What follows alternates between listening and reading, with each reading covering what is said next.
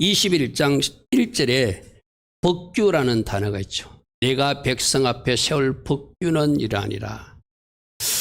이드로가 말하면서 너는 백성들에게 말씀을 가르치는 일에 집중해야 된다. 그리고 큰 사건은 네가 재판해야 된다. 그리고 십계명의 말씀을 주셨는데 이 미스파팀이라는 것이 법규 이런 뜻인데 그 다음 한번 보겠습니다. 항상 여러분들이 이제 여러 번 나와서 알죠. 끝에 요도와 맴이 들어가면 복수를 상징해요. 법규들 이 말이에요. 그 단수 표현은 미시파트, 우리가 오늘 주목할 단어는 미시파트라는 단어 4941번 쓰인 저게 판결이라는 뜻도 있고 법규라는 뜻도 있고 율법이라는 뜻도 있고 정의 또는 공의라는 뜻도 있어요. 그래서 쉽게 말해서 십계명을 주고 나서 우리나라도 헌법이 있잖아요. 헌법에 다 담을 수 없으니까 하위법에다가 여러 가지 어떤 것을 다루고 그 하위법에 다룰 수 없는 또 어때 시행규칙이나 법령으로 다루듯이 이 법규라고 하는 것은 십계명 밑에 구체적으로 우리가 지켜야 될 법들이다 이렇게 이야기하면 돼요. 그래서 미스파팀 하면 법규들이고 미스파트 하면은 법. 특별히 정의롭다, 공의롭다 하는 뜻이 있는 그런 법은 어때요? 공의로워야 돼요. 하나님이 공의가에서 발라야 돼. 법을 잘못 만들어 놓으면 큰일 나잖아요. 그죠? 법을 잘못 이상하게 만들어 놓으면 그 세상이 공의롭지 못한 세상이 되잖아요. 이렇게 법을 만들 때 공의롭게 만들어야 된다. 그리고 이 뿌리 어근은 샤파트, 우리 샤파트의 하나님에 대해서 들었어요. 재판하시고 심판하시는 하나님. 그래서 샤파트라는 단어가 미시파트가 되고 미시파트의 복수가 미스파팀, 법규들 여기까지 이해하시고 그래서 지난 금요일 우리가 십계명 주신 하나님인데 십계명은 예수님 하나님과 하나 되기 위해서 아들 예수께 문을 열어주는 말씀들이다 이렇게 배웠어 그죠? 아들 예수께 내 자신을 종속시키는 구체적인 10가지 법 그것이 십계명인데 주님과 내가 한 몸이 된다는 것은 그 법을 잘 순종하고 지킴으로 내가 주님처럼 형상이 닮은 신부가 되어서 하나 되라는 의미거든요. 그러니까 우리가 말씀을 잘 따라가게 되면 주님의 신부로서 주님과 하나 될 수 있는 그런 어떤 사람이 된다는 거예요. 그죠? 여러분들 가정에도 마찬가지잖아요. 남편은 A라는 사람이 되고 위해서 가고 있는데 만약 아내가 B라는 사람 방향으로 가면 둘이 하나 될 수 없잖아요. 남편이 A로 방향으로 가면은 아내도 A 다시 비슷하게 가야지 하나 되겠지, 그죠? 생각과 같고 마음도 같고. 그래서 내가 생각했더니 당신도 생각하는 생각이 막 같이 일치해지는 그것으로 일치시키는 방법이 뭐라고요? 이 십계명 말씀으로 일치될 수 있다. 우리가 십계명 말씀을 갖다가 하나님 주신 기본법을 잘 지키면 기본 어떤 헌법 같은 이 법규의 말씀을 잘 지키면 자연스럽게 주님과 하나가 되는 것이다. 그런데 십계명은 10가지밖에 안 되니까 그것이 10가지 온전한 법이기도 하지만 세부적인 하나하나 어떤 규칙을 정할 필요가 있으니까 그에 관계된 세부 적용 규칙을 만들 것이 미스파팀이라는 거예요. 쉽게 말해서. 무슨 말을 알겠죠, 그죠? 우리나라에도 헌법이 있으면 헌법 밑에 여러 가지 법들이 있잖아요. 그리고 헌법에 다 담을 수 없으니까 하부법에 담듯이 십계명에서 담지 못하는 것을 어디다가 이 미스파트에 담아서 그것을 모아놓은 것을 미스파팀이라고 부른다. 그래서 미스파트는 십계명을 실천하는 구체적 법규들 하면 미스파팀 이래 되겠죠. 그죠? 여러분 이제 자주 나오는 중요한 단어는 꼭 여러분 기억하셔야 돼요. 다바르가 무엇인지, 미드바르가 무엇인지, 미스파팀은 무엇인지, 중요, 우리 토라 보신 중요 단어들은 꼭 기억하셔야 돼요. 그래서 쉽게 말해서 미스파트는 십계명을 구체적으로 설정하려니까 하위법을 만들어야 되잖아요. 그 하위법 만든 법들이 미스파팀이고 복수로 말하면 단수로 말하면 미스파트 이렇게 되는 거예요. 그래서 조표를 보면 좀 알 수 있을 것입니다. 최고의 법이 십계명이라면 최고의 법 밑에 하위법으로 하위법규들을 만든 것이 미스파트입니다. 그죠? 이해가 되죠, 그죠? 우리나라도 보면은 헌법이 있고 법이 있고 법령이 있고 시행규칙이 있거든요. 그러면 헌법을 헌법 저거 개정하려면 굉장히 힘들잖아요. 뭐 저거 한번 근데 법은 지금 어디서 만들죠? 법은 국회에서 만들잖아요. 법령은 누가 하는 것이죠? 대통령령으로 법령을 만들 수 있거든요. 시행규칙은 누가 하냐면 각부 장관들이 자기들이 어떤 그 규칙을 또 만들 수가 있어요. 그래서 만일에 뭐 세법 같은 경우도 세법이 만들어졌으면 대통령령이 있고 시행규칙이 있듯이 자꾸 내려갈수록 구체적으로 실천할 수 있는 법을 만들듯이 십계명도 그 하위법으로 법규들을 만든 것이 우리가 오늘 읽은 21장 이하의 여러 가지 법들이라는 거예요. 그래서 십계명을 주신 하나님은 하위법규들을 주셔서 구체적으로 이럴 때는 이렇게 하라. 저렇게 물론 성경에 다 나와 있지는 않아요. 아까 법 정신은 어떤 정신? 공의로운, 올바른 그런 사회를 구현하기 위한 원칙은 정해지되 구체적으로 우리도 오늘도 그렇잖아요. 법에 없는 것들이 있을 때 어떻게 해야 되죠? 우리 양심의 법에 따라서 행동해야 되잖아요. 우리는 어떻게 또 해야 되죠? 양심의 법, 예수님이라면 어떻게 하셨을까? 일일이 법에 열거되지 않는 것도 우리가 가진 양심의 법이나 예수님의 법을 생각하고 우리에게 주신 말씀의 법을 생각하고 우리가 살아가는 것이 우리듯이 십계명에서도 다 규정할 수 없는 것을 하위법으로 미스파팀에다가 열거해 놓고 그것조차도 없는 것은 역시 양심의 법에 맡겨야 되겠죠. 그죠? 그리고 기록된 우리 믿는 사람들이 말씀의 법도 같이 가지고 살아가는 것이 법 정신에 맞는 모습이겠죠. 그래서 십계명을 실천하는 방법으로 613가지를 주었다. 613가지를 주었다. 저 말씀은 어느 학자들이 분석한 건데 십계명에서 그 뒤에 하위법규 중에서 뭐 하라라고 명령하시 248가지라는 거예요. 근데 뭐 하지 마라가 365가지라는 거예요. 365는 1년 숫자하고 똑같잖아요. 그죠? 그러니까 날마다 우리가 하지 마라 기억하고 살아야 돼. 하나님이 하지 말라고 하는 것. 그리고 뼈마디 조직이 248개는 지금 의사들이 뭐 연구한 것이 맞는지 저는 학자들이 말하는 거 여러분께 소개하면은 우리 인체의 뼈마디 숫자가 248개 정도 된답니다. 그러면 영적 의미는 주님과 한 몸이 되기 위해서 하나님 주신 법들인데 그걸 날마다 내 뼈마디 마디마다 새겨야 할 법들이 바로 미스파팀들이다. 우리 앞에 신명기에서 뭐랬죠? 너희들 만판에 새겨라 이랬잖아요. 그죠? 오늘 영적 의미로 613이라는 숫자를 통해서는 우리들 뼈에까지 새겨지는 말씀으로 살아내야 될 법들이 하나님께서 주신 말씀 가운데 있다. 할렐루야 하면 자 고백하면 날마다 내 뼛속 깊이 말씀들을 새겨서 그 말씀대로 살아가는 제가 되겠습니다. 아멘. 아멘. 날마다 하지 말라는 것 하지 말고 하라는 것은 또 적극적으로 행하고 하지 말아도 있고 하라도 있거든요. 그럼 하지 말라는 것은 안 하는 것, 하라는 것은 하는 것. 이게 미스파팀에 열거된 613가지라는 거예요. 이제 그 내용들은 무엇인지를 우리가 뒤에 살펴볼 것입니다. 그래서 내 안에 바로도 있고 내 안에 세상도 있고 내 안에 주님과 한 몸 되는 것을 방해하는 영역들이 있는데 이 말씀대로 살아가면서 해야 될 것과 하지 말 것을 그대로 실천하면서 내가 주님과 하나 되고 하나님 나라 통치 원리에 맞는 삶을 살아내는 방법이 바로 주신 말씀의 법 미스파터들이다. 미스파터들이다. 그래서 오늘 여러분들이 구약에는 이렇게까지만 이런 거 있거든요. 막 자기 어머니를 부모님을 저주하면 당장 사형에 처하래. 오늘날 우리가 적용할 때 그 법 정신을 존중하라는 거예요. 그 말을 거꾸로 하면 부모 공경하라는 거예요. 부모에게 함부로 말하지 말라는 게 초점을 맞춰야지. 그런 사람 죽이라고 했다고 그게 초점을 맞추면 안 되죠. 그죠?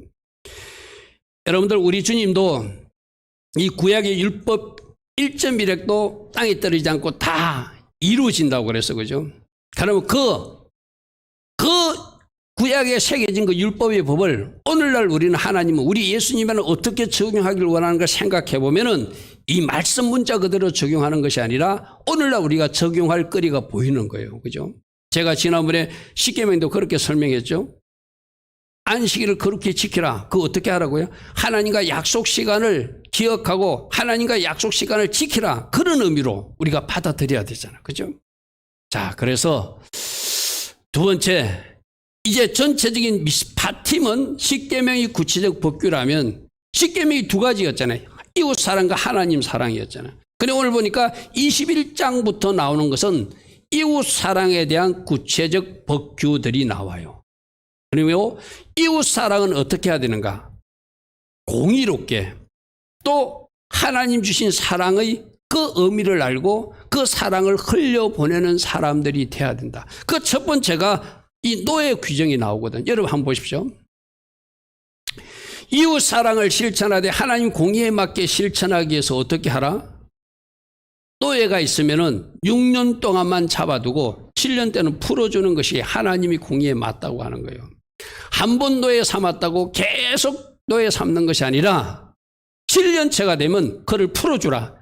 이것이 그 노예를 사랑한 이웃 사랑 실천이고 그것이 하나님의 법 공의에 맞는 실천이다 이 말이에요. 미시파다라는 뜻이 법이라는 뜻도 있지만 공의라는 뜻도 있다고 그래서 그죠. 이웃을 사랑하되 하나님이 공의에 맞게 실천하기 위해서는 그 노예를 풀어주라 그런 말씀이 있어요. 그래서 출애굽기 21장 2절 한번 보십시오. 네가 만일 히브리 종을 사면 그는 6해 동안은 너를 섬기는 종으로 네가 삼아도 되지만 7째 해는 몸값을 물지 않고 나가 자유인이 되도록 풀어주라. 하나님은 그 노예조차도 사랑한다는 거예요. 뭔가 사정이 있어서 너에게 팔려와서 6년간 노예를 살았다면 그것으로 충분하니 이제 네가 받은 하나님의 사랑과 네가 받은 이웃 사랑의 그 의미를 안다면 그에게도 사랑을 베푸는 미스파트의 법으로 내가 노예 해방법을 주겠다는 거예요. 할렐루야. 이것이 공의로운 하나님. 여러분 한번 생각해 보세요. 한 번 실수했다고 계속 10년, 40년, 50년 잡아놓는다면 그거 부당하잖아요. 그죠? 하나님의 법으로 6년 동안 섬겼으면 7년 때는 자유인이 되게 해주라. 그런데 이런 말씀도 있어요. 6년을 섬겼으면 7년째 자유인에 놓아주는 것이 그에게 자유를 주는 것이 이웃을 사랑하는 방법인데 그 종이 나는 나가지 않겠습니다. 내가 주인을 사랑하고 내 처자식들과 아내를 사랑해서 나는 이 집에 계속 살겠습니다 하면 그 노예가 주인을 사랑하는 마음과 그 이웃을 사랑하는 마음도 받아주라는 거예요. 무슨 말인지 이해되겠죠? 원래는 풀어줘야 되는데 근데 이런 거예요. 뭐 예를 들어서 우리 이호연 청년을 예를 들어서 미안한데 이호연 청년이 어떤 사유로 어떤 집에 노예로 팔려갔어. 근데 그 주인이 우리 이호연 청년한테 너무 잘해주는 거라.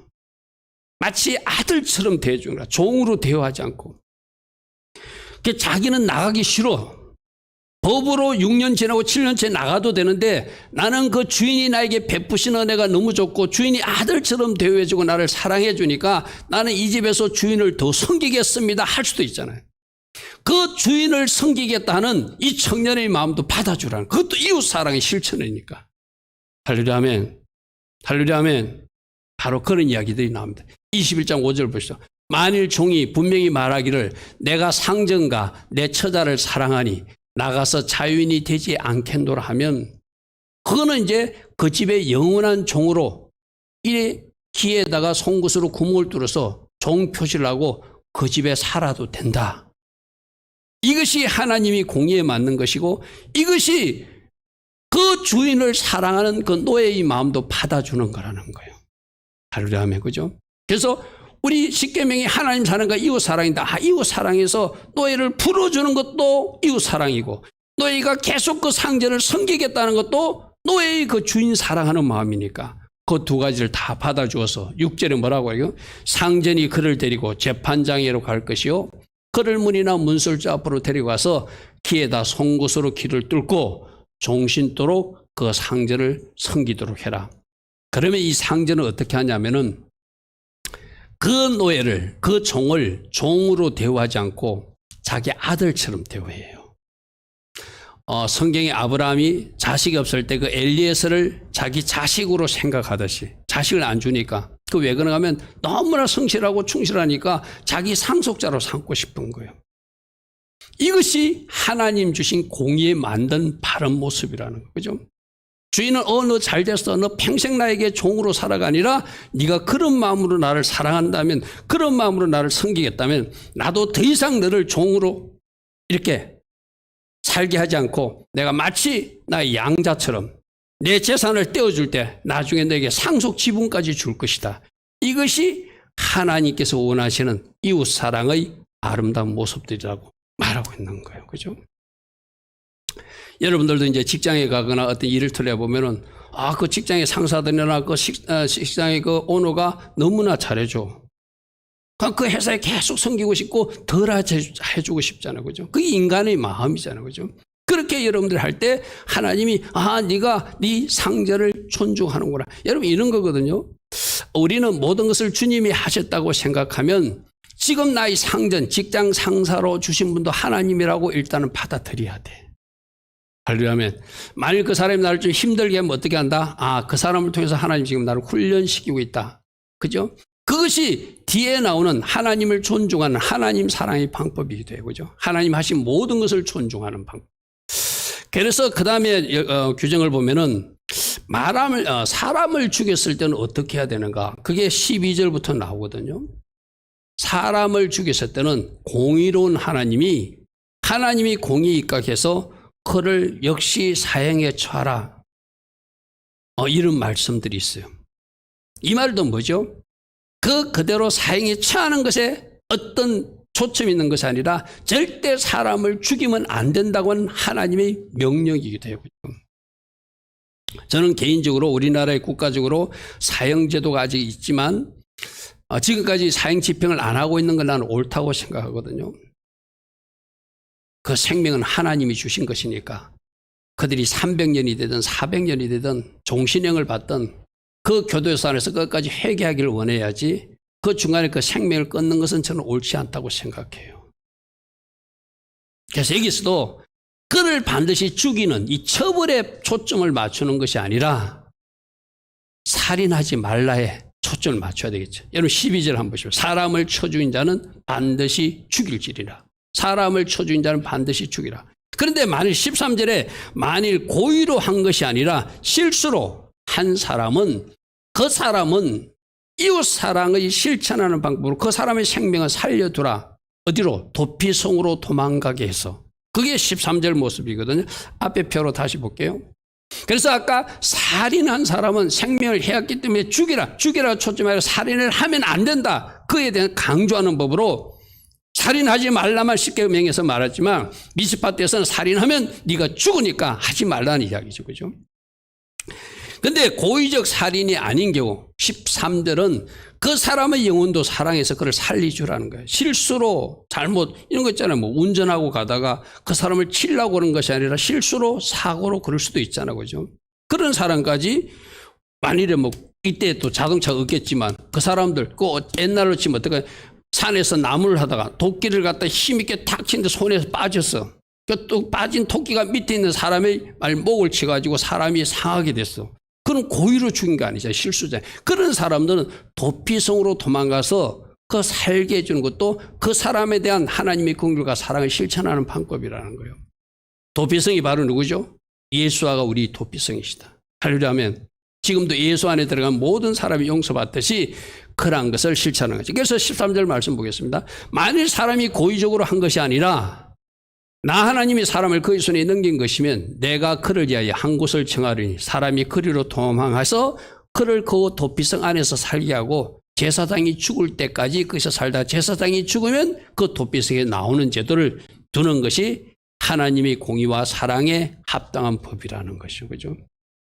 첫 번째는 뭐죠? 살인하지 말라. 어찌하더라도 실수로 한 것은 용서해 주라. 이런 제도. 자, 그 다음에 자기 부모에 대한 이야기 나옵니다. 15절과 16절을 보면 자기 아버지나 어머니를 치는 자, 폭행하는 자. 요즘도 그런 사람 있잖아. 뭐. 심지어 자기 부모님에게 상해를 가거나 죽이는 사람들까지도 있죠. 그죠? 구약의 법에서도 반드시 죽이라. 이 말은 이 죽이는 데 초점 맞추지 말고 뭐예요? 자기 아버지나 어머니를 해하는 사람은 절대 안 된다는 거예요. 너 죽으려면 그 일을 하라는 거 쉽게 말해서. 그죠? 그리고 그 다음 17절 말씀 한번 보십시오. 자기 아버지나 어머니를 저주하는 자, 말로 저주하는 자, 함부로 말하는 자도 반드시 죽일 것이다. 이게 무슨 말이죠? 부모에게 공경한 말, 부모에게 합당한 말로 존중해드리고 예의 갖춘 말을 하라는 것이죠. 이런 것까지 하나님이 말씀을 해놨다는 것은 그 당시 사회에 이런 사람들이 있었다는 이야기겠죠. 여러분들, 우리 청년들, 우리 어린 학생들도 진짜 부모님에게 공경, 실패하지 않도록 하려면 말이나 행동이나 조심하시고, 부모님은 여러분 가정에 하나님을 대리해서 하나님이 파송한 분이라고 생각하세요.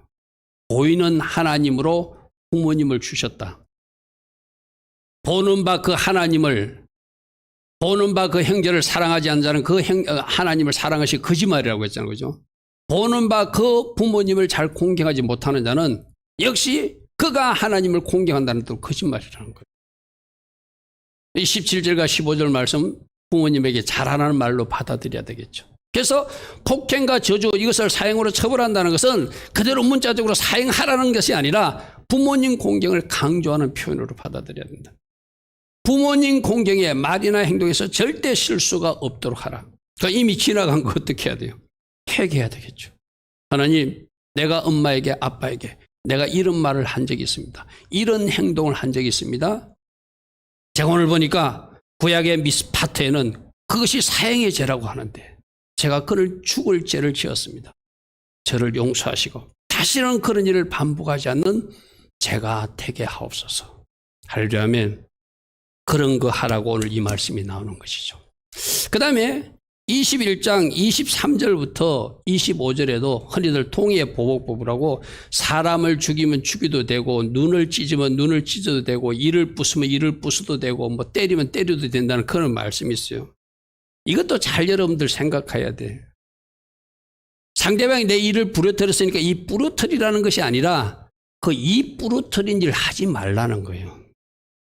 네가 하게 되면 이런 보복을 당하게 되니까 이웃 사랑을 실천하는 사람으로서 먼저 해야 하는 사람으로 살지 말라는 거예요. 보복을 강조하는 이 말씀을 우리 오해하면 안 되고 보복을 강조하는 것으로 하면 안 돼요. 그 앞에 거 하지 말라는 거예요. 앞에 거 하지 말라. 우리 말씀 좀 읽어볼까? 23절 봅시오. 그러나 다른 해가 있으면 갚되 생명은 생명으로 갚으라. 갚아도 되니까 해라가 아니라 생명을 해야 하는 일을 하지 마라. 왜? 그것이 최고의 이웃사랑. 살인하지 말라가 바로 살인하지 말라가 십계명의 법이잖아요. 그죠? 그에 합당하게 절대로 생명을 해야 하는 일을 하지 말라는 거예요. 눈은 눈으로, 이는 이로, 손은 손으로, 발은 발로, 된 것은 된 것으로, 상하게 한 것은 상한 것으로, 때린 것은 때림으로 갚아라 했는데, 성경이 이렇게 됐으니 해야 돼 라고 하는 사람에게는 어떤 말씀을 가르쳐야 되죠? 마태복음 펴보십시오. 마태복음 5장 38절. 우리 마태복음 다 보시죠. 항상 내가 그랬잖아요. 구약의 법보다 더 중요하게 우리 주님이 가르친 복음의 가르침이 있어요. 마태복음 5장에서는 우리 주님이 뭐라고 가르친지 우리 눈으로 확인하겠습니다. 마태복음 5장 38절부터 보십시오. 자, 조금 전에 읽었던 눈은 눈으로 이는 이로 갚으라 했다는 것을 너희가 들었으나 어디서? 출애굽기 21장에서 보았지만 이 말이죠. 때린 사람은 때리고 불에 대면 데이게 하고 이빨 부러뜨리면 이빨 부러뜨리고 눈 찌르는 사람은 눈 찌르고 생명해야 사람은 생명해하려고 하였지만 너희가 들었지만 39절 우리 주님 뭐라고 가르치죠? 나는 너에게 이르노니 악한 자를 대적하지 말라. 누구든지 내 오른편 뺨을 치거든 왼편도 돌려대라.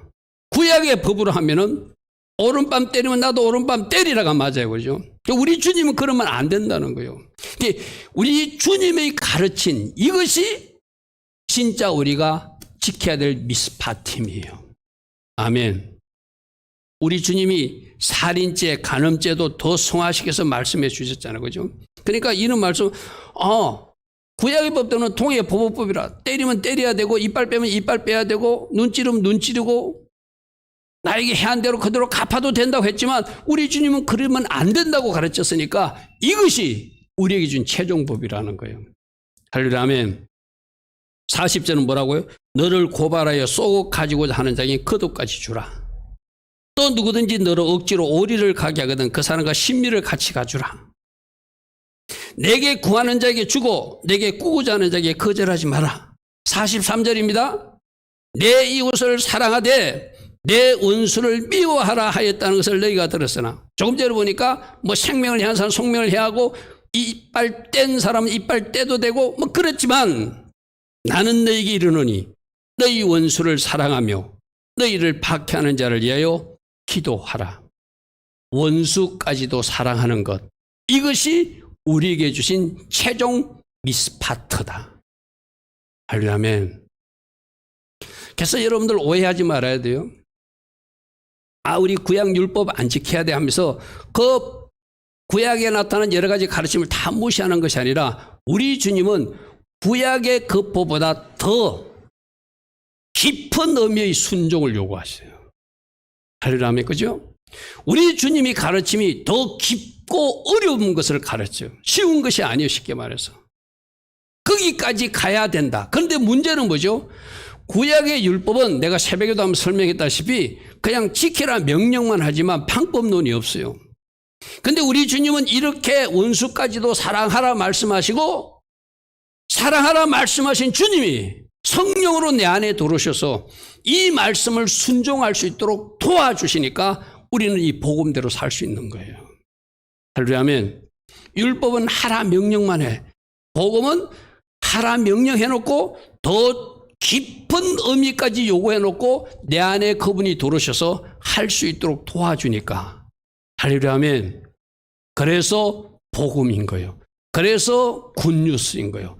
그래서 우리가 할 수 있게 하시는 굿뉴스를 우리가 받아들이는 거예요. 할렐루야. 자, 그래서 22장, 다시 출애굽기 22장에 가면은 누군가 물건을 잘못했을 때는 배상하는 것도 이웃집 물건을 탐하지 말라 뭐 이랬잖아요. 그죠? 소를 도둑질 하지 말라가 제 8계명이죠. 그죠? 이웃집 이번 탐하지 말 10계명이었죠. 22장 1절 한번 보십시오. 사람이 소나 양을 도둑질하여 잡거나 팔면 그 소 한 마리 훔쳤으면 소 5마리로 갚아야 되고 양 한 마리 훔쳤으면 양 4마리를 갚아라. 이것도 뭐죠? 갚는 것에 초점 있는 것이 알고 너 들키면 소 5마리 갚아야 되니까 양 4마리 갚아야 되니까 절대 도둑질 하지 말라를 구체적으로 이렇게 정한 거예요. 그죠? 구체적으로 정한 거예요. 4배, 5배 그 초점 두지 마세요. 그보다 더 많은 것을 배상하는 법이 있으니까 절대 남의 물건에 손대지 말라는 거예요. 그죠? 그 다음에 5절 한번 보십시오.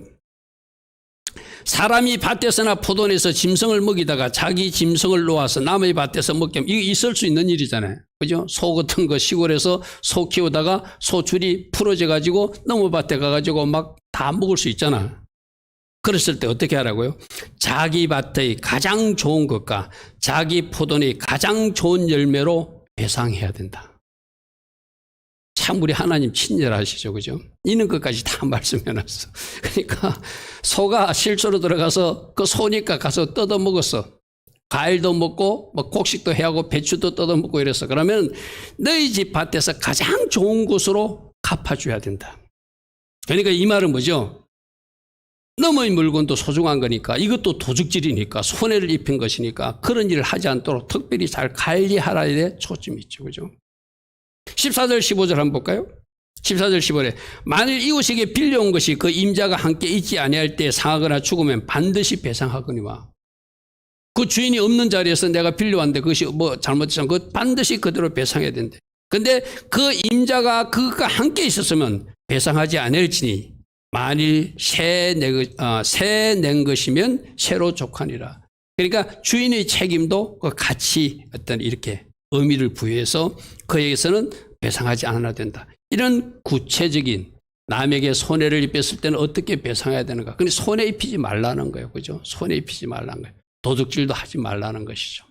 그 다음에 22장 21절에 보면은 가부와 나그네 고아들 이런 사람들을 어떻게 할 것인지를 말하고 있습니다. 21절 보십시오. 너는 이방 나그네를 압제하지 말며 그들을 학대하지 말라. 너희도 애굽 땅에서 나그네였던 적이 있었다. 나그네를 잘 선대하라고 하는 것, 나그네를 잘 대접하라고 하는 것, 그죠? 이것이 양의 백성으로 살게 된다는 우리 예수님의 가르침이 있었죠. 그죠? 그들이 헐벗을 때, 그들이 굶주릴 때, 그들이 입을 것이 없을 때 입히고 먹이고 마시게 하는 것이 양의 백성들이다. 그렇지 않으면 염소라고 우리 주님 또 말씀하셨어요. 그죠? 자, 22절. 너는 가부나 고아를 해롭게 하지 말라. 하나님이 사랑이 이 힘든 처지에 있는 가부나 고아에게 눈길이 있다는 거예요. 그들을 해하지 말고 도와주라는 것이죠. 네가 만일 그들을 해롭게 함으로 그들이 내게 부르짖어 기도하면 내가 반드시 그 부르짖음을 갖고 내가 너희들을 심판하게 될 것이다. 이 말은 뭐죠? 고아와 가부들, 힘든 사람들 괴롭히지 말고 도와주라는 거예요. 그러려면 이것이 하나님이 공이고 이것이 하나님이 사랑이다. 25절 보십시오. 만일 네가 너와 함께한 백성 중에서 가난한 자에게 돈을 구워주면 너는 그에게 채권자같이 하지 말고 이자도 받지 말고 만일 네가 이웃의 옷을 전당 잡았거든 그 사람 이불로서 덮고 자야 될지도 모르니까 해지기 전에 그에게 돌려주면서 그 옷을 입고 자게 하라. 그것이 유일한 옷이라 그것이 그의 알몸을 가릴 옷인즉 그가 무엇을 입고 자겠느냐. 그가 내게 부르짖으면 내가 들으리니 나는 자비로운 하나님이니라. 할렐루야 아멘. 이웃사랑 실천에 사랑이 기초가 되고 하나님이 공의, 하나님이 의로움이 기초가 돼가지고 하나씩 실천하고 살라 이렇게 말해요. 자, 마지막 세 번째로는 그러면 하나님이 사랑에 대한 세부 법칙은 무엇인가? 핵심은 하나님과 연결된 모든 것을 존중하라는 거예요. 여러분들이 하나님을 사랑하는 것은 하나님과 관계된 모든 것을 존중하는. 앞에 스크린 나오지 않습니다. 우리 28절 한번 보십시오. 28절. 22장 28절. 너는 재판장을 모독하지 말고 백성의 지도자를 저주하지 말라. 이것도 그 재판장을 하나님이 세웠고 그 백성의 지도자를 하나님이 세웠다라고 인정하라는 거예요. 할렐루야 아멘. 좀 여러분들 나 저 지도자 싫은데요 싶어도 어쨌든 하나님이 지금 인정한 여러분 그래서 내가 늘 이야기하잖아요. 하나님과 연결된 고리를 잘 보는 사람이 하나님 사랑하는 사람이다. 오늘 왜 여러분들이 이 밤에도 하나님 앞에 나와 예배하죠? 오늘이 바로 하나님께서 예배하기로 우리 조상 때부터 주일 예배가 지켜져 왔기 때문에 이것도 안식일처럼 하나님과 약속된 시간이 있게 나왔잖아요. 그죠? 여러분들이 여러분 담임 목사님 가르침이나 그 말씀을 존중해야 될 이유도 저 개인이 어떤 의미가 있는 것이 아니라 하나님이 세운 여러분들이 담임 목사이기 때문에 그 가르침을 존중해 줘야 되는 거예요. 그러면 여러분이 한 달 동안 이 코로나 정부에서 열심히 일해가지고 그 중에서 11조를 하나님 앞에 드리는 이유도 왜 그랬죠? 그것이 하나님의 물질이기 때문에. 할렐루야 아멘. 할렐루야 아멘. 여러분 첫열매 이야기도 뒤에 나오거든요. 여러분 생각해 보십시오. 직장 이제 새롭게 취직해 가지고 지금까지 내가 직장도 없었어요. 지금 부모로부터 용돈을 타고 일했는데 내가 첫열매를 드려야 될 이유를 찾는다면 그 초태생이나 첫열매가 하나님이 것이라고 말하니까 내가 하나님을 존중하는 의미로 하나님 사랑 실천으로 그렇게 드리는 거예요. 그런 말씀들을 오늘 기록하고 있어요. 하나님 사랑의 그 미스파팀 법규들의 핵심은 하나님이 관계된 것을 내가 존중해 드림으로 하나님 사랑을 실천할 수 있다는 거예요. 그래서 거기서 어떤 말씀? 안식일, 안식년, 절기, 첫열매, 초태생, 하나님의 물질, 하나님의 시간, 하나님의 말씀. 우리가 이 말씀도 왜 우리가 존중해 드려야 되죠? 왜 사울왕이 하나님을 버렸다고 생각하죠? 하나님 말씀에 순종하지 않으니까.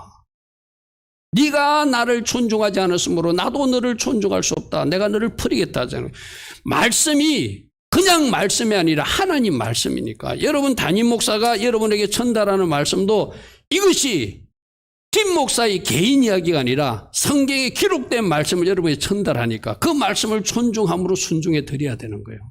하려면 그래서 여러분들 아주 단순합니다.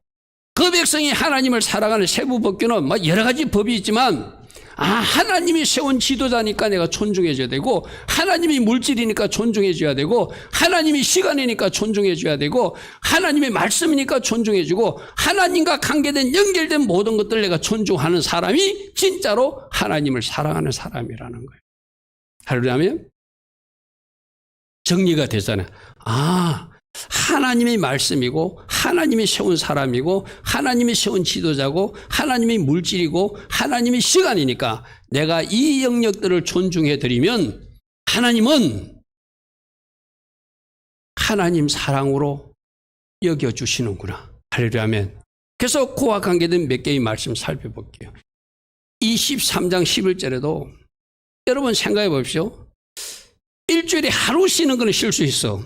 그런데 1년 동안 그 토지를 경작하지 않고 쉬고 안식년을 지킨다는 것은 진짜 쉽지 않는 일이에요.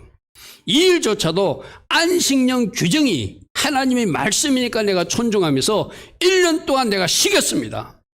이 쉴 때도 하나님이 특별한 방법으로 공급하실 줄 믿습니다. 그리고 쉬고 나서 풍성하게 주실 것을 믿습니다. 이 믿음이 있는 사람들만 쉴 수 있는 거잖아요. 그죠? 내가 언젠가도 말씀드렸잖아요. 이스라엘도 지금 다 안식년 이 농지를 휴경하지는 않아요. 그런데 우리는 하나님의 말씀대로 안식년을 지킵니다 하고 그 농지에다가 안식년을 지킨다는 현수막을 걸어놓는 농부들이 있거든요. 나는 하늘에서 보시고 우리 하나님이 그 농부들을 반드시 축복해 주실 것 같아요. 아멘. 어떤 미국에 계신 목사님, 그분이 쓴 책에 안식년의 비밀이라는 책이 있는데 그 목사님의 주장에 하면은 이스라엘 백성들이 안식년을 안 지킨다는 거예요. 그래서 그 안식년을 안 지킨 횟수들을 모아서 70년 동안 저 바벨론으로 끌려가게 해서 강제적으로 그 땅을 안식하게 하신 하나님이 우리들의 하나님이시다. 저는 상당히 설득력 있는 해석이라고 생각합니다. 안식년을 안 지키고 욕심부리니까 하나님이 그 백성들을 다 데리고 애국으로 보내가지고 그 땅을 강제적으로 쉬게 만드신 그것이 안식년의 비밀이라는 책이 나오거든요. 그런데 지금도 이스라엘 땅에 가가지고 안식년을 지키겠다. 우리는 하나님의 말씀대로 안식년을 지킵니다 하고 현수막 걸어놓고 그 땅을 1년 동안 놀려요. 놀리면서 거기서 나선 그 작물들이 있을 거잖아요. 거기서 나온 우리가 농사는 짓지 않았지만 거기서 나온 열매가 있었잖아요. 그 열매를 어떻게 한다고요? 나그네가 따먹게 하고 들짐승이 먹게 하는 하나님이 주신 그 이웃들을 사랑하는 실천하는 방법으로 안식년을 지키는 거예요.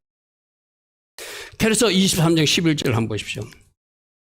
7째에는 갈지 말고 묵혀두어서 내 백성이 가난한 자들이 와서 따먹게 해라.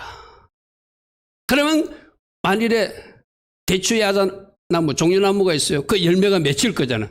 가꾸지는 않지만 그럼 와서 누가 따먹으라? 지나가는 사람들이, 가난한 사람들이 먹게 만들어라는 거예요. 포도밭에도 저절로 열매일 거잖아요. 사과에도 저절로 열매일 거잖아요. 그건 네 주인이 하지 말고 가난한 사람들과 나누는 이웃사랑 실천으로 해라. 이 말씀조차도 순종하면서 안식년에 밥 깔지 않고 열매 따지 않고 내버려 두면서 다른 사람과 나누는 그 모습을 하나님을, 말씀을 존중하는 하나님 사랑의 사람으로 볼 것이고 이웃 사랑을 실천하는 미스파팀을 잘 적용하는 사람으로 볼 것이잖아요. 그죠? 우리 하나님의 마음의 섬삼을 보십시오. 그냥 갈지 않는 것만 아니라 갈지 않고 거기서 난 열매는 나그네나 가난한 사람들이 먹게 하라. 할렐루야. 아멘. 지금도 이스라엘의 그 매주 안식일이 되면은 내가 언젠가도 이야기했죠. 오후 3시쯤 이런 문 닫기 시작하면은 팔다만 과일들을 자기 상점에 그대로 놔두고 퇴근합니다. 그러면 진짜 가난한 사람들, 음식을 만들고 싶어도 만들 수 없는 사람들, 거기서 어떤 빵가게는 빵 남은 거 놔두면 그 가난한 사람들이 가져가고 과일 남으면 과일 남아 가지고, 그래서 같이 공동체로 살아가는 모습이 오늘날 유대인들의 이웃사랑 실천하는 모습이기도 하거든요. 이 안식년도 하나님 말씀이기 때문에 그렇게 순종하는 것, 그것이 하나님의 존중하는 태도고, 그 존중하면서 이웃사랑까지 실천하니 그 안식년을 지킨 그 사람들을 반드시 하나님이 축복하여 주실 것이다. 할렐루야. 아멘. 그 믿음으로 안식년도 지킨다는 것이죠. 자, 12절 보십시오.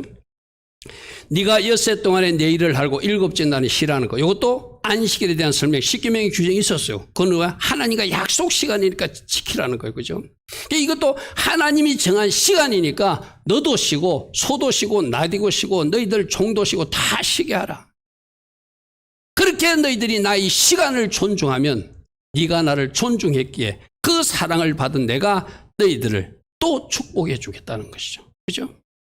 말씀 존중 그 자체가 안식일의 힘으로 나타나겠죠. 그리고 14절에 절기 이야기도 나옵니다. 너는 매년 3번 내게 절기를 지키라. 이 절기도 뭐니까 하나님의 시간들이니까. 하나님 앞에 나와서 나와 같이 잔치해야 될 날이니까. 여기서 3번이라는 것은 7절기를 3개로 묶어서 말하는 거예요. 6월절 때 6월절, 초실절, 무교절이 있죠. 요게 한 번이고, 그 다음에 오순절 한 번이고, 그 다음에 나팔절, 초막절, 속죄절 묶어서. 그러니까 7절기 다 지키는 이야기예요. 묶어서 3개, 3개, 하나. 이렇게 하면 3번 지키는데, 저때 출애굽기 24장 10절에 남자들만 3번씩 올라오라. 죄송하지만 그 당시에는 여자들은 인구 개수에 넣지도 않았어요. 그래서 지금 오늘날 달라졌으니까 저기는 모든 하나님의 백성들은 하나님 앞에 다 절기 때 예루살렘 성에 올라와서 하나님 앞에 서라 이 말씀이죠. 이것이 나의 시간을 존중하는 나를 사랑하는 미스파팀을 하나님 사랑의 미스파팀을 잘 실천하는 사람이다. 그러니까 절기 이야기, 안식년 이야기, 안식일 이야기. 그 다음 아까 내가 첫 열매 이야기도 했잖아요. 19절에도 너는 토지에서 처음 거둔 열매 그 중에서 가장 좋은 것을 가져다가 하나님 앞에 드리라. 하려면 예전에 우리 고용순 원장님 간증 엔지를 한번 들어봤죠. 그 어떤 집사님이나 뭐 권사님이 가위를 갖고 왔는데 가위를 좀 이렇게 상한 가위를 그 목사님한테 가져왔더래요. 그럼 목사님도 묵어도 되죠. 근데 고용순 원장님 보고 있다가 하나님 앞에도 가장 좋은 것 드리라 했는데 목사님에게도 가장 좋은 것 드려야지 이리 떨어진 낫가를 가져오면 되냐 해서 그 강주를 엎었다는 이야기였죠. 저는 그 목사님은 드려도 돼. 근데 이러면 하나님 앞에 드릴 때는 가장 좋은 것을 드려야 돼. 하려면 저기서 첫 열매도 있지만 가장 좋은 것을 가져다가 이게 하나님을 존중하는 마음이야. 그리고 첫 열매는 아예 너희 것이 아니라 하나님 것이다는 이야기예요. 그죠? 우리 11조도 마찬가지고 철민이도 마찬가지고 초태성도 마찬가지고 이거는 하나님 것이니까 하나님을 존중하면서 드리는 그 사람이 하나님을 사랑하는 미스파팀을 잘 실천하는 사람이라는 거예요. 그러면 22절에 너는 내가 추수한 것과 내가 짜낸 접을 바치기를 더디하지 말라. 어떤 사람이 있을까? 다음에 드릴 거야. 다음 달에 드릴 거야. 할 수도 있잖아요. 가장 먼저 드리라는 것이죠. 하려면 이런 것들이 바로 하나님 존중의 모습들이다. 30절에도 네 소와 양도 그와 같이 하되 바로 첫 열매 초태생 드리고 그런데 여기서도 보십시오. 일주일 동안은 새끼를 낳았으면 새끼 초태생을 하나님 앞에 드려야 되는데 일주일 동안은 어미와 함께 있다 하다가 8일 되면은 하나님 앞에 드리라. 하나님의 그 동물 간의 그 사랑도 존중해 드리는 모습이고, 그죠? 생각해보죠. 막상 그 새끼를 낳아가지고 새끼하고 엄마를 떼놓는 거 하나님 보시기도 마음이 아프다는 거예요. 그러니까 8일 동안 엄마가 거두겠다가 그래서 이런 섬세하신 하나님의 그 어떤 모습을 보면은 우리가 배울 점이 많잖아요. 그죠? 자, 오늘 여러 가지 다는 다루지 못했습니다. 여러 가지 규정이 있으니까 여러분 시간 날 때 말씀 읽어보고 3가지로 요약하면 미스파트는 미스파팀은 10계명을 실천하는 구체적 법규들을 기록한 말씀인데 여러 가지 규정이 있었다. 그래서 여러 가지 규정의 그 핵심 법 정신이 무엇인지를 잘 이해하는 것이 중요하다. 보복하라가 중요한 것이 아니라 그렇게 배상하는 것이 중요한 것이 아니라 거전의 일을 하지 말라는 것이 중요하다고 그랬어요. 그죠? 이웃사랑의 핵심은 이웃사랑과 공의, 하나님이 공의에 입각한 것, 그것이 핵심이고 하나님 사랑의 핵심은 바로 하나님이 그것을 존중하는 것, 그것이 핵심이다. 하나님의 시간, 하나님의 물질, 하나님의 말씀, 하나님과 관계된 하나님이 세우신 지도자들 그거 다 존중하는 것이 바로 하나님 사람의 핵심이다. 이런 말로 정리가 되겠습니다.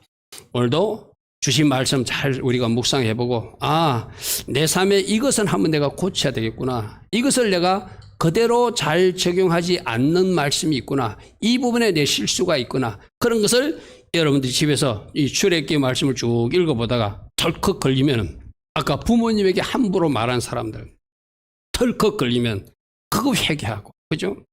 혹시 내가 하나님 것을 존중하지 않는 영역들이 있었다면 그거 회개하면서 하나씩 하나님 기뻐하시는 이웃사랑과 하나님 사랑을 실천하는 주의 자녀로 살아가는 우리 모두 되기를 축복합니다.